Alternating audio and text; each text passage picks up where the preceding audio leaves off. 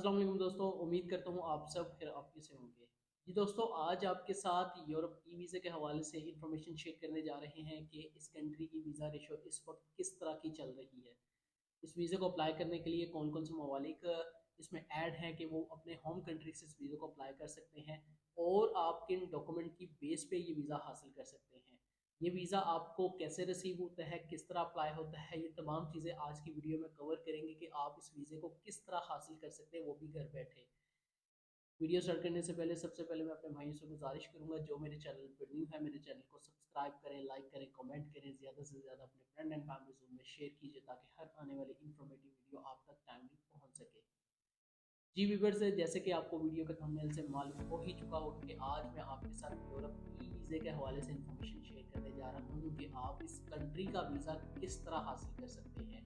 अगर तो आप इस कंट्री का वीज़ा हासिल कर लेते हैं तो यहाँ पर आकर आप आए के जॉब कर सकते हैं। कौन कौन सी जॉब हासिल कर सकते हैं, कौन कौन एलिजिबल है, कौन कौन यहाँ पर एलिजिबल नहीं है, ये तमाम चीज़ें आज मैं आपको यहाँ पर बताऊंगा कि आप इस वीज़े को किस तरह हासिल कर सकते हैं और इस वीज़े की खासियत क्या, अहमियत क्या कि आप अगर इस कंट्री का वीज़ा हासिल कर लेते हैं तो आगे आप शेंजन में किस तरह मूव हो सकते हैं। जी व्यूअर्स, मैं बात करने जा रहा हूँ आज आपसे सर्बिया की। सर्बिया आपको ई वीज़ा घर बैठे ही ऑफर कर रहा है। चाहे आप किसी भी कंट्री से अप्लाई करना चाह रहे, चाहे आप पाकिस्तान से हैं, बांग्लादेश से हैं, नेपाल से हैं, श्रीलंका से हैं या वट आप गल्फ की किसी भी कंट्री में मुकीम हैं तो आप आसानी इस कंट्री का वीज़ा हासिल कर सकते हैं। कुछ ऐसे ममालिक हैं जिनको इसका वीज़ा हासिल करने के लिए स्टिकर वीज़ा लेना पड़ता है। कुछ कंट्रीज इसमें अवेलेबल है ई वीज़े के लिए, कुछ कंट्रीज हैं जिनको स्टिकर वीज़े की ज़रूरत होती है। बट आपको बताता चलो, इन्होंने बहुत ज़्यादा अपनी चीज़ों को आसान कर दिया है। आप प्रॉपर इनके पोर्टल पे जाकर इजीली यहाँ पर जाकर आप वीज़ा अप्लाई कर सकते हैं। किस तरह अप्लाई करेंगे, कौन कौन से डॉक्यूमेंटेशन ज़रूरी हैं, किन किन डॉक्यूमेंट्स के बेस पे आप ये वीज़ा हासिल कर सकते हैं। और आपको बताता चलो, अगर तो आप इस कंट्री का वीज़ा ले लेते हैं तो आसानी आप इस कंट्री में आकर एक अच्छी जॉब भी हासिल कर सकते हैं, यानी कि आप अपने टूरिस्ट वीज़े को वर्क परमिट में इजीली कन्वर्ट करवा सकते हैं। ना ही आपको किसी भी एजेंट से आपको कोई ऐसी हाई अमाउंट में वर्क परमिट बाय करने की ज़रूरत है, ना ही आपको कोई ऐसी अपॉइंटमेंट बुक करने की ज़रूरत है। ये तमाम प्रोसीजर ऑनलाइन है, ऑनलाइन ही आपकी तमाम चीज़ें मिच्योर होती हैं। और आपको बताता चलूँ, जो लोग लाखों की तादाद में लाखों अमाउंट्स पे कर देते हैं एजेंट को कि हमें वर्क परमिट इसका डायरेक्टली मिल जाए, तो बता रहा हूँ ऐसी कोई कोशिश ना करें, प्रैक्टिस ना करें। सब एजेंट आपको वर्क परमिट का झांसा देकर, आपकी पेमेंट लेकर, आपसे तमाम चीज़ें मुनक़ता करके वो गायब हो जाते हैं। यानी कि आपका मोबाइल नंबर भी ब्लॉक में डाल दिया जाता है, आपसे अच्छी हाई अमाउंट ले ली जाती है, उसके बाद कोई रिस्पॉन्स नहीं दिया जाता। अगर कोई रिस्पॉन्स दे भी तो आपके साल बाद आपको रिस्पॉन्स मिलता है कि सर वहाँ का वर्क परमिट या आपको दे दिया जाता है, वो फेक निकलता है या उस वर्क परमिट की कोई वर्थ ही नहीं रहती। तो मैं आपसे गुजारिश करूंगा, लीगल वे इस्तेमाल करें। लीगल वे के जरिए आप वहां पर आए, वहां पर आकर अपने इस वीज़े को वर्क परमिट में कन्वर्ट करवाएं।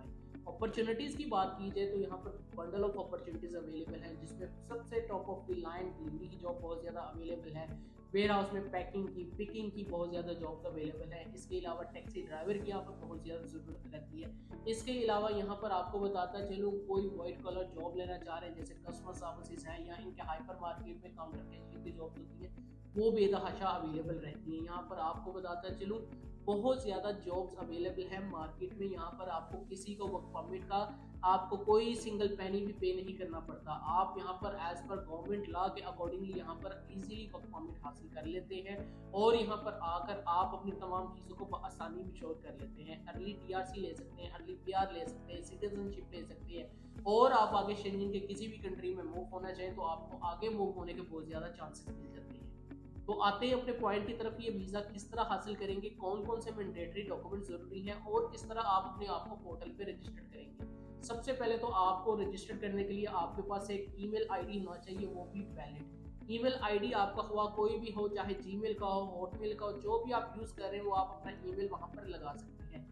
आपने इनके ऑफिशियल पोर्टल पे जाना है, सर्बिया ई वीज़ा पोर्टल पे। वहाँ पर जाकर सबसे पहले आपको अपने आप को रजिस्टर्ड करना है।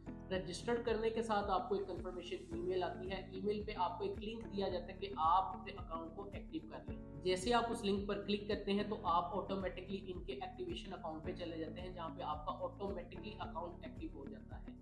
एक्टिवेशन के बाद आपने वहां पर अपने पासपोर्ट की डिटेल देनी होती है, एक स्कैन कॉपी आपने अपलोड करनी होती है, वो भी क्लियर फॉर्म में। क्लियर फॉर्म में करेंगे तो आपका ऑटोमेटिकली पोर्टल आपका डेटा रीड आउट करके वो आपके तमाम डेटे को फेच कर लेगा और आपके अकाउंट को रजिस्टर कर देगा। जैसे ही आपका अकाउंट रजिस्टर्ड हो जाता है तो आप नेक्स्ट स्टेप पर आ जाते हैं कि आपका वहाँ पे ऑटोमेटिकली नाम आ जाता है, आपकी डेट ऑफ बर्थ आ जाती है, किस कंट्री से बिलोंग रखते हैं, वो तमाम चीज़ें पोर्टल पर रूनुमा हो जाती हैं।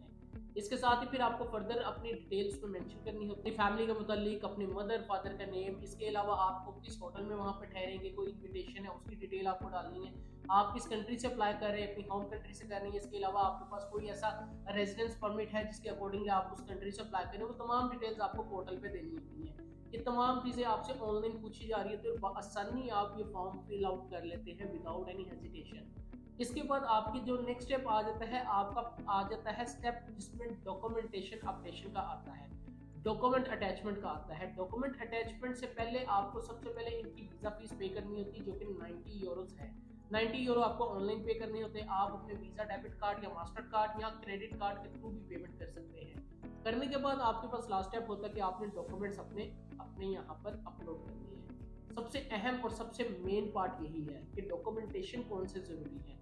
डॉक्यूमेंटेशन में सबसे पहले आपका पासपोर्ट होना चाहिए जो कि आने वाले 6 मंथ तक वैलिड होना चाहिए। एक वाइट बैकग्राउंड पिक्चर होनी चाहिए पूरा ऊपर क्लियर फॉर्म में। इसके साथ आपका कवरिंग लेटर और डिटेल आइटनरी प्लान ये प्रॉपर होना चाहिए, जस्टिफाइबल होना चाहिए कि आप यहाँ पर क्या करने आ रहे हैं, किस पर्पस के थ्रू आ रहे हैं, क्या करते हैं, आप है क्या, आप जॉब करते हैं, बिजनेस करते हैं, वो तमाम डिटेल आपको कवर लेटर में बयान करनी होती है। जिन लोगों को कोई दुश्वारी आती है cover letter detail itinerary plan बनाने में, आप हमसे भी सर्विसेज ले सकते हैं। हम ऑल ओवर दी वर्ल्ड अपनी ऑनलाइन ऑथेंटिक सर्विसेज प्रोवाइड करते हैं विदाउट आपसे कोई एक्स्ट्रा चार्जेस लिए। हम नॉमिनल चार्जेस में आपकी एक अच्छी प्रोफाइल क्रिएट करके आपको एक अच्छी कंट्री का वीज़ा ग्रांट करवा के देते हैं। आप हमसे वीज़ा सर्विसेज भी ले सकते हैं या आप अपनी फाइल मेकिंग करवाना चाहिए, वट जो कुछ भी करवाना चाह रहे हैं आसानी आप हमसे सर्विसेज ले सकते हैं विदाउट एनी हेजिटेशन, और हम आपको ट्रांसपेरेंसी में ऑथेंटिक और लीगल सर्विसेज आपको प्रोवाइड करते हैं। इन डॉक्यूमेंट्स के बाद आपका मेन डॉक्यूमेंट आ जाता है जिसमें आपकी हेल्थ इंश्योरेंस होनी चाहिए। हेल्थ इंश्योरेंस आपकी होनी चाहिए 30,000 यूरो को कवर करती हो। इसके साथ ही आपकी फ्लाइट रिजर्वेशन होनी चाहिए।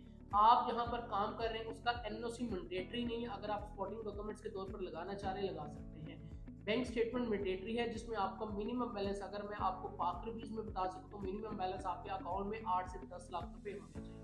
इसके साथ ही आपके पास होना चाहिए कोई अदर कोई आपके सोर्सेज, कोई आपके पास इनकम आ रही है, कोई रेंटल डीड चल रही है, वो तमाम डॉक्यूमेंट सपोर्टिंग के तौर पर आप लगा सकते हैं। यानी कि ये चंद नॉमिनल से डॉक्यूमेंट्स हैं। नॉमिनल डॉक्यूमेंट अटैचमेंट के साथ आप अपने केस को सबमिट कर सकते हैं। जब आप सबमिट कर लेते हैं तो आपको एक इन्फॉर्मेशन ईमेल आ जाती है कि आपका केस सबमिट हो चुका हुआ है।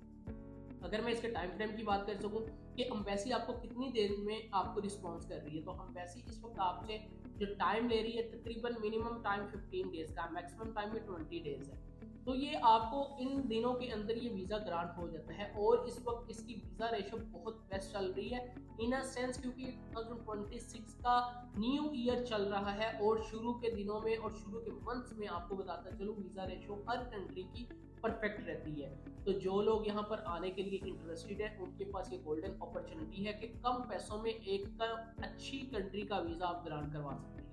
ये यूरोप का पार्ट है बट शेंगन का पार्ट नहीं। अगर तो आप यहाँ पर आ जाते हैं तो यहाँ पर आपको अपॉर्चुनिटीज बहुत ज़्यादा मिल जाती है। यहाँ पर आपके जॉब के मौका है, यहाँ पर आप अपनी फैमिली को बुला सकते हैं, यहाँ पर आप अच्छी रहाइश रख सकते हैं, यहाँ पर आप अपने बच्चों का लिविंग स्टैंडर्ड बहुत अच्छा रख सकते हैं। यानी कि कहने का मतलब है कि आपको तमाम एसओपीज के मुताबिक आपको यूरोपीय स्टैंडर्ड, आपको तमाम कानून के अकॉर्डिंगली चीज़ें प्रोवाइड की जाती हैं।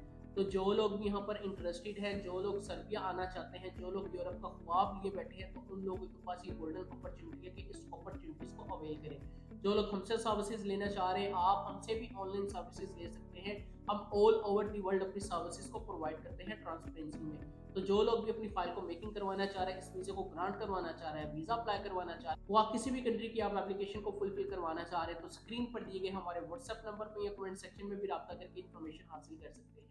वीडियो देखने का आप लोगों का बहुत शुक्रिया। अपना ख्याल रखिएगा। अल्लाह ने के बाद।